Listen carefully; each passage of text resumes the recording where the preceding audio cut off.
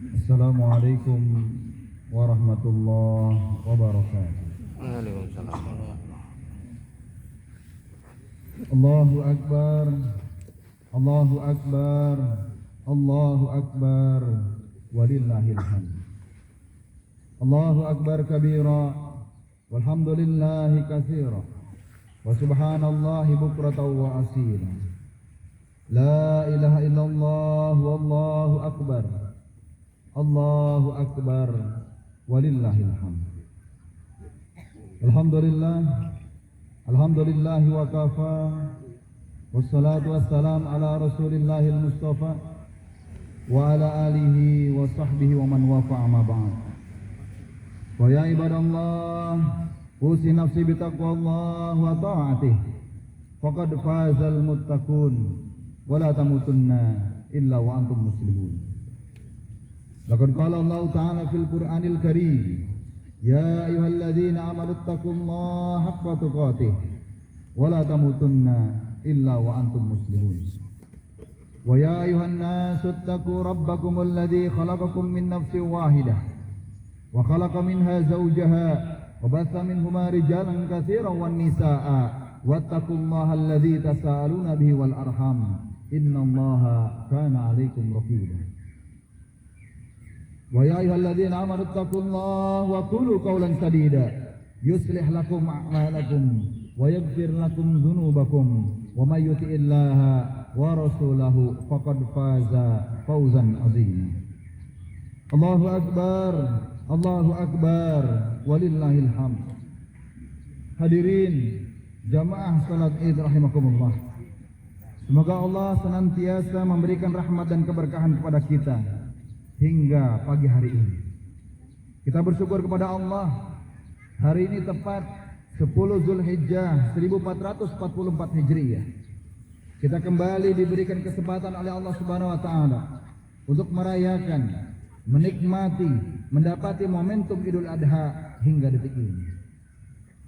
Hadirin, dalam catatan khatib yang sederhana, berdasarkan usia yang telah kita lewati, demikian pula hitungan Idul Adha yang telah kita lalui.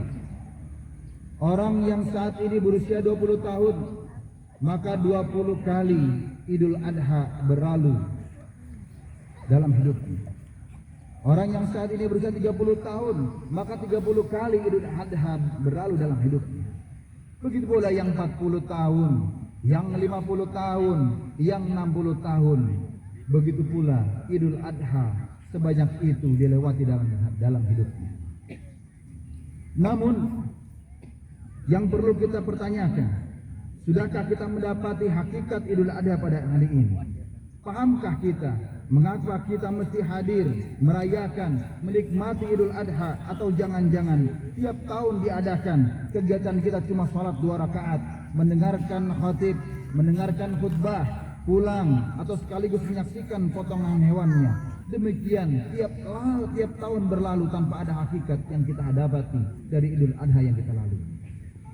Karena itu hadirin, dalam kesempatan Idul Adha ini, detik ini kita akan coba menghayati apa sesungguhnya hakikat Idul Adha dalam Al-Quran dan Hadis.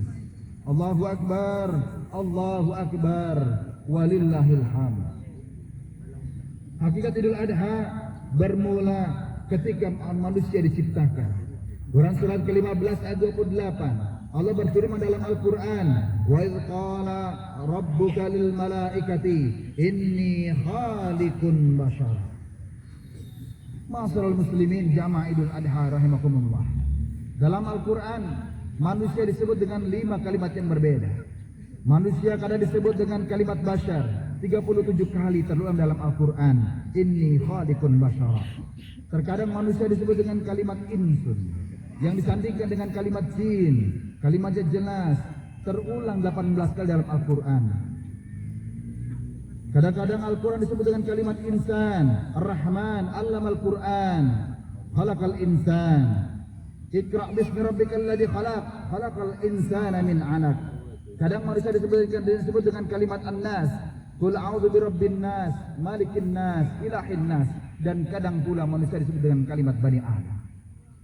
Tapi dari sekian banyak Sebutkan manusia dalam Al-Quran, manusia disebut pertama kali dengan kalimat bashar. Kenapa kalimat bashar disebutkan pertama kali untuk manusia? Karena ternyata kalau diteliti dalam Al-Quran, diteliti dalam kalimatnya, kalimat bashar ternyata menunjukkan manusia adalah makhluk yang unik, yang memiliki dua sifat yang berbeda. Apa sifat tersebut? Yang pertama sifat takwa, yang kedua sifat yang disebut dengan nafsu. Allahu Akbar, walillahil hamd.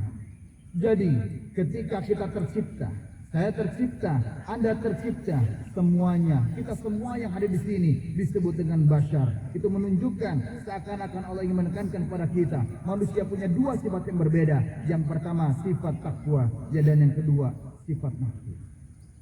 Masyarul muslimin jamaah rahimakumullah.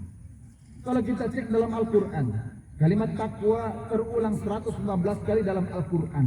Dan tidak pernah disebutkan kalimat takwa kecuali diawali dengan kalimat iman. Kalimat salat, surat Al-Baqarah, jelas kalimatnya. Dzalikal kitabu la raiba fihi hudal lil muttaqin alladzina yu'minuna bil ghaibi wa yuqimunas shalah. Kalimat takwa diawali dengan kalimat iman dan dilanjutkan dengan amal saleh. Takwa dirangkai dengan puasa. Dalam surat kedua itu 83. Ya ayyuhalladzina amanu kutiba alaikumusiyam kama kutiba alal ladzina min qablikum la'allakum tattaqun. Kalimat iman, kemudian kalimat puasa dan kalimat takwa. Takwa disebut dengan kalimat haji yang sekarang saat sedang berhaji. Dalam surat Al-Baqarah ayat 137. Wa ma taf'alu min khairin ya'lamuhu Allah wa tazawwadu baina khairizz zadi taqwa. Tidak perlu orang berangkat haji, tidak boleh orang berangkat haji kecuali dia mempunyai bekal yang disebut dengan takwa. Masyarul muslimin rahimakumullah. Takwa bersanding dengan ibadah. Karena itulah janganlah kita merasa kaget, merasa heran kalau ada panggilan-panggilan ibadah, tiba-tiba hati kecil kita selalu mengatakan, ayo cepat, ayo cepat. Masyarul muslimin jamaah rahimakumullah. Bahkan Allah sebutkan dalam Quran yang lain, Quran surat yang lain, wasari'u ila maghfirati wa min rabbikum wa jannatin arduha as-samawati wal ard uiddat lil muttaqin. Ternyata tidak hanya sekedar ibadah, ternyata hablum minan nas pun Allah perhatikan. Kalimat takwa digabungkan dengan hablum minan nas. Apa kalimatnya? Alladzina yunfiquna fis sarra'i wad dharra. Jelas kalimat takwa tidak hanya untuk ibadah, tapi hablum minan nas pun juga dikatakan. Alladzina yunfiquna fis sarra'i wad dharra. Maka hari ini kita beridul adha. Kalaupun ada saudara kita yang beridul adha untuk esok hari, tidak jadi masalah. Kenapa? Karena ternyata kalimat takwa pun dikaitkan dengan hablum minan nas.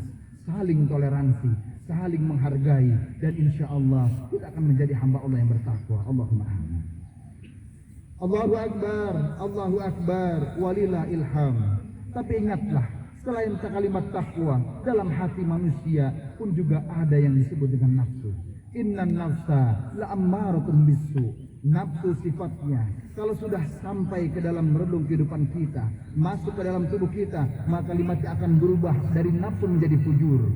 Marah itu sifat nafsu, masuk ke dalam mata, mata bisa melotot, masuk ke dalam mulut, mulut bisa mencela, masuk ke dalam tangan, tangan bisa memukul, masuk ke dalam kaki, kaki bisa menendang, masuk ke dalam perut, perut bisa melakukan hal-hal yang tidak dibenarkan secara syariah. Jadi ingatlah, kalimat fujur disebutkan dalam Quran surat 91 ayat 7 sampai 10. Wa nafsi wa ma sawwaha fa alhamaha fujuraha wa taqwaha. Maka ma'asyiral muslimin jamaah rahimakumullah. Dalam perjalanan kita selama setahun ini, 12 bulan ini kita lalui. Di sinilah kita berjuang antara takwa dan nafsu kita. Sesekali ada panggilan takwa, azan berkumandang, Allahu Akbar, Allahu Akbar. Takwa kita mengatakan dalam hati kita, ayo cepat segera salat. Tapi setelah itu, tidak lama setelah azan berkumandang, selesai azannya, nafsu membisikkan kita, nanti dulu. Kerjanya belum selesai, nanggung dan lain sebagainya. Ada orang yang diberikan pilihan, diberi harta yang baik, dia bisa memilih, dia bisa mengambil yang baik, tapi nafsunya membisikkan yang buruk, dia ambil yang buruknya. Terkadang orang-orang pun dinominasi oleh nafsunya. Dia tinggalkan sabarnya, dia tiba-tiba mencela orang lain, dia mencela saudaranya, dia mencela tetangganya. Dia mencelah juga orang lain yang mungkin tidak dia kenal sebelumnya. Hadirin, perhatikan. Manusia bisa mengerjakan apa yang tidak dikerjakan oleh hewan. Kucing, seburuk-buruknya kucing, dia tidak punya akal, dia hanya punya insting. Kucing yang jinak di rumah diberikan makan dengan santainya dia makan dari majikannya. Tapi lihat, kucing-kucing yang ada di luar, ketika ada tukang sayur lewat di depannya, jatuh ikannya, dia masih melihat, nengok kanan, nengok kiri, dia ambil ikannya, dia kabur. Kenapa dia kabur terbirit-birit? Karena dia tahu yang dia lakukan tidak benar. Tapi perhatikan manusia. Ada manusia masuk dengan santainya ke masjidnya. Dia ambil wudunya, dia datang ke sofnya. Ketika imam bertakbir Allahu Akbar melakukan salat 1 rakaat, baru 1 rakaat dia mundur dari sofnya. Dia ambil HP saudaranya, dia ambil laptop saudaranya, dia ambil kotak-kotak sedekahnya. Bayangkan, kucing masih punya rasa malu, tapi manusia tidak punya rasa malu. Kambing sampai diikat samping masjid. Kalau sudah datang hasratnya, tidak ada kambing jantan mendatangi jantan yang lain. Tapi lihat manusia yang punya akal, yang punya pikiran. Masya Allah, ada laki-laki yang mendatangi laki-laki yang lain. LGBT, homoseksual, lesbi dan lain sebagainya. Manusia mengerjakan apa yang tidak dikerjakan oleh hewan. Allahu Akbar, Allahu Akbar, walillahil hamd. Puncaknya hadirin, Quran surat Al-Baqarah ayat 49. Kalimatnya jelas. Wa idh najjaynakum min ali fir'auna yasumunakum su'al adzab yudhabbihuna abna'akum wa yastahyuna nisa'akum. Perhatikan. Tidak ada yang dilakukan oleh hewan, tapi dilakukan oleh manusia. Fir'aun sebagai manusia, dia punya jabatan yang tinggi. Tapi lihat Fir'aun, begitu kejamnya, dia kerjakan yang tidak dikerjakan oleh hewan. Tidak ada hewan yang membunuh anaknya, tidak ada hewan yang membunuh anak-anak kecilnya. Tapi perhatikan Fir'aun, kerjaannya yudhabbihuna abna'akum. Yudhabbihuna abna'akum. Kalimat nyembelih dalam Al-Quran ada 2 kalimat. Ada kalimat yang pertama disebut dengan nahara. Jelas kalimatnya, inna atainaka al-kautsar fasholli li rabbika wanhar. Kalimat nahara ini untuk penyembelihan unta. Dia berdiri, dia sembelih, dia potong urat yang ada di lehernya, itu unta. Tapi kalimat yang kedua, kalimat zabaha. Kalimat zabaha itu sapi dan kambing. Dijatuhkan dulu sapinya, kemudian disembelih dengan sembelihan yang baik. Bahkan Rasul mengatakan, idza zabahtum fa'asinu zibha. Kalimatnya jelas, ketika Anda menyembelih, maka sembelih dengan sembelihan yang terbaik. Tapi lihat, Fir'aun manusia, kalimatnya jelas, yudhabbihuna abna'akum. Ketika dia mendapatkan mimpi, akan ada seorang bayi yang akan menjatuhkan kekuasaannya. Dia kirimkan algojo-algojo kepada perempuan-perempuan yang sedang hamil. Ketika perempuan itu melahirkan, diambil oleh algojo, dilihat, kalau laki-laki, dia banting ke lantai, kemudian disembelih dengan tidak beraturan. Yudhabbihuna abna'akum. Tidak ada hewan yang seperti demikian, tapi manusia melakukannya. Fir'aun masih mencari-cari, masih memilih-milih antara laki-laki dan perempuan. Dia zaman sekarang, jangankan dilihat jenis kelaminnya, belum ada jenis kelaminnya, sudah dibunuh dia dalam kandungan ibunya. Dia aborsi dan lain sebagainya macam. Masya Allah, nafsu ketika sudah masuk ke dalam relung jiwa, manusia lebih parah daripada hewan. Allahu Akbar, Allahu Akbar, Allahu Akbar, walillahil hamd. Ma'asyiral muslimin jamaah rahimakumullah. Detik ini penting kita merenung. Saking sayangnya Allah pada kita. Allah mengingatkan kita dalam Al-Quran. Tidak boleh ada orang Islam yang pulang menuju Allah Subhanahu wa taala dalam keadaan nafsunya penuh dengan amarah, nafsunya penuh dengan keburukan. Allah menginginkan setiap orang yang lahir tenang. Saking tenangnya Allah panggil kita dalam Al-Quran. Ya ayatuhan nafsul mutmainnah, irji'i ila rabbiki radiyatan mardiyah, fadkhuli fi ibadi wadkhuli jannati. Allah ingin kita dalam keadaan tenang. Allah ingin kita dalam keadaan baik. Allah ingin kita dalam keadaan sempurna. Maka Allah panggil kita. Ya ayatuhan nafsul mutmainnah, wahai orang-orang, wahai manusia yang hatinya tenang, hati yang tenang. Kita diharapkan untuk menjadi orang-orang yang tenang. Hari ini kita menyembelih hewan-hewan kita. Akhirnya kita menyembelih kambing dan sapi kita. Tapi sesungguhnya hakikatnya kita menyembelih hawa nafsu kita. Masrul muslimin rahimakumullah. Keadaan yang tenang, keadaan yang baik disebut dalam bahasa Arab disebut dengan doa. Waktu yang baik, waktu yang tenang itu disebut dengan duha. Tapi ketika kita berusaha untuk menjadi orang yang baik, untuk menjadi orang yang tenang, ketenangkan hati kita, tenangkan pikiran kita, maka tambahkanlah menjadi depan yang menjadi adha. Dan ini Allah ingin terulang setiap tahun, terulang berkali-kali. Maka ditambahkan depannya menjadi kalimat Idun kembali, digabungkan kalimat menjadi Idul Adha. Allah ingin kita kembali untuk menenangkan diri kita, menenangkan jiwa kita. Kita bertafakur, kita bermuhasabah. Sudah banyakkah dosa yang kita lakukan? Sudah berapa banyak maksiat yang kita laksanakan di bulan ini, di Idul Adha ini? Kalau di sana, di Saudi saudara-saudara kita melaksanakan ibadah haji. Kemarin mereka wukuf di Arafah, mereka bermuhasabah kepada Allah. Kita pun kemarin puasa Arafah pun kita bermuhasabah kepada Allah. Harapannya apa? Harapannya kita berusaha untuk menjadi pribadi-pribadi yang tenang, pribadi-pribadi yang bertakwa, pribadi-pribadi yang baik. Kita tekan nafsu kita, insya Allah kebaikan akan muncul ke hadapan kita semuanya. Allahu Akbar, Allahu Akbar, walillahil hamd. Sebelum kita berkurban, sebelum kita tutup khutbah ini, selayaknya kita mesti merenung tahun ke belakang sampai detik ini. Sifat nafsu apa yang mendominan dalam diri kita? Adakah lisan yang senang mencela orang lain? Adakah mata kita yang sering mengecewakan orang lain? Adakah wajah kita yang sering membuat orang lain kecewa? Maka renungkanlah itu. Jangan-jangan sifat itu sifat hewan yang mendominasi diri kita.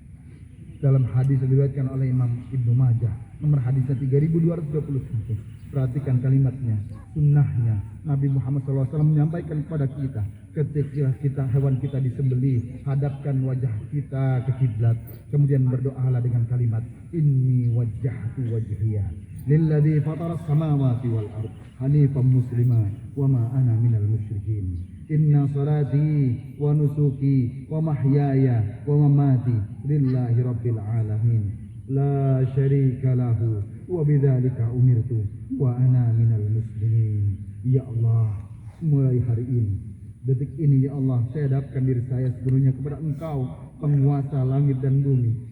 Kalau saya sampai saat ini sholat, saya beribadah, saya hidup, atau Engkau wafatkan saya detik ini ya Allah, maka saya ikhlas. Semuanya karena Engkau penguasa alam semesta. Maka mohon ya Allah, saya tidak akan menyalahi perintah-Mu ya Allah. Saya tidak akan menyalahi perintah-Mu lagi ya Allah. Apalagi sampai musyrik. Sebab itu saya diperintahkan dan saya berjanji mulai detik ini, wa ana minal muslimin. Saya berjanji akan menjadi muslim yang lebih patuh lagi. Hadirin, mari kita berdoa kepada Allah Subhanahu wa taala dengan suasana yang disaksikan oleh Allah Subhanahu wa taala para malaikat. Semoga keteguhan hati kita, ketulusan doa kita dijawab oleh Allah Subhanahu wa taala. Al-Fatihah.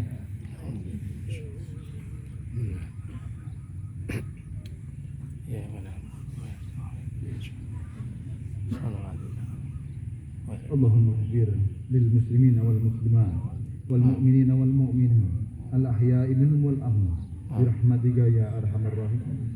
Allahumma a'izzal islam wal muslimin wa ahlikil kafarata wal musyrikin a'da'aka a'da'ad-din. Rabbana taqabbal minna salatana wa siyamana wa ruku'ana wa sujudana wa waqafana wa tadarru'ana wa kulla sa'iri a'malina ya mujibus. Rabbana ighfir lana wa li walidayna warhamhuma kama rabbayana shighara. Allahumma ansur muslimina fi Palestin wa fi Suriya wa fil Iraq wa ansur muslimina hum fi Myanmar. Allahumma aslih jami'a wulatal muslimin wa ansur al-islam wal muslimin wa ahli kalimataka ila yaumiddin. Rabbana zalamna anfusana wa illam taghfir lana wa tarhamna lanakunanna minal khasirin. Allahumma inna nas'aluka salamatan fid din wa afiyatan fil jasad وزيادة في العلم وتوبة قبل الموت ورحمة عند الموت ومغفرة بعد الموت. اللهم هون علينا في شكرات الموت والنجاة من النار والعفو عند الحساب. اللهم إنا نسألك من خير ما سألك منه نبيك محمد صلى الله عليه وسلم ونعوذ بك من شر ما استعاذ منه نبيك محمد صلى الله عليه وسلم وأنت المستعان وعليك البلاء لا حول ولا قوة إلا بالله العلي العظيم. ربنا آتنا في الدنيا حسنة وفي الآخرة حسنة وقنا عذاب النار. عباد الله اتقوا الله اتقوا الله اتقوا الله. Muslim ya Allah. Assalamualaikum warahmatullahi wabarakatuh.